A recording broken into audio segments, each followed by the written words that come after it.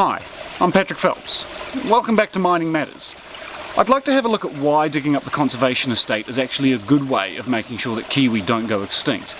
Now throughout this video I'll be making some pretty big calls and you're fair enough to question them. As such, there's a transcript below and I have included links to all of my sources.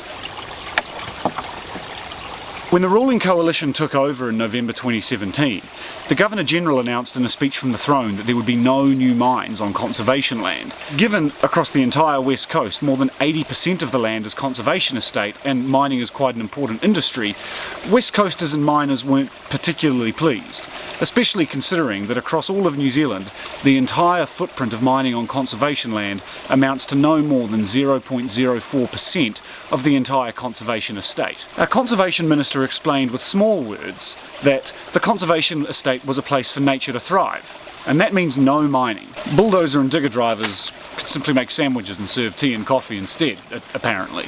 The Minister would have done well to have done more than just scratch the surface. She should have dug deeper. Much deeper. Following a lot of backstory and some catchy picket signs back in 2010, the Parliamentary Commissioner for the Environment, Jan Wright, decided to look at mining on conservation land. Essentially she concluded that with New Zealand overrun with plant and animal species which devastate native habitats and the species that live in them, mining some parts of the conservation estate could go some way to addressing a funding shortfall to support conservation effort.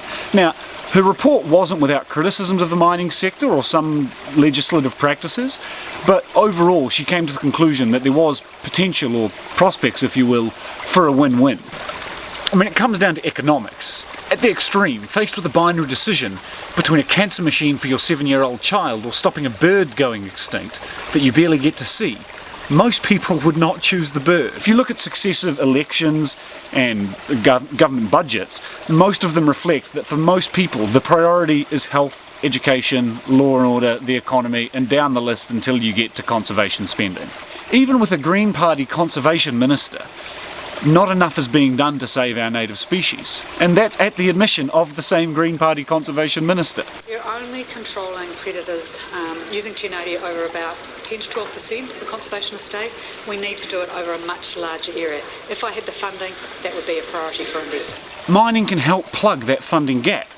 Commercial use of the conservation estate isn't limited to mining. It also includes ski fields, high country grazing, river grazing, manuka honey, great walks, tourism concessions. Mining's impact is comparatively temporary in that some landscapes can actually be restored to what they were prior to mining. A very good example of this is the world-class restoration work that's being done by Oceana Gold up at one of their former mine sites near Reefton in Victoria Forest Park. As well as the fact that habitats can actually be restored, the pest control benefits that Jan Wright touched on can't be understated. I mean, one example of this is a rejected proposal for a mine up on Mount Kuha near Westport. Now, critics of the mine said that it would impact on habitats and species living within those habitats, including great spotted kiwi, fernbirds and west coast green gecko. Stevenson Mining proposed vegetation direct transfer, or VDT, over about 15% of the mine's area, and replanting for the rest of it. Vegetation direct transfer is quite expensive, but it can be very, very effective. In terms of compensation for wildlife, in the end the company proposed almost 10,500 hectares of pest control over 35 years. This would have delivered benefits for great spotted kiwi, west coast green gecko, kaka, robins, blue ducks, long-tailed bats and fernbirds. Now these benefits would have been felt over an area 100 times greater than the temporary footprint of the mine. Sadly, we can't afford to leave the conservation estate alone.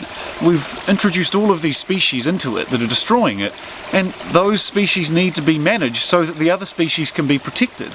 And that's not free, we have to pay for it. This may look bad. I'm not a big fan of the look of this either, but you have to put it in context. That impact can be contained and it can be temporary. An impact that will be permanent is if we continue to underfund pest control and kiwi actually go extinct within 2 human generations. We will never bring them back. Many other species that are less cuddly and less iconic are in similarly bad positions, or possibly even worse, with just as little time on the clock. Miners get out of bed every morning purely out of selfish interest to go and work in the hope of earning wages or profits.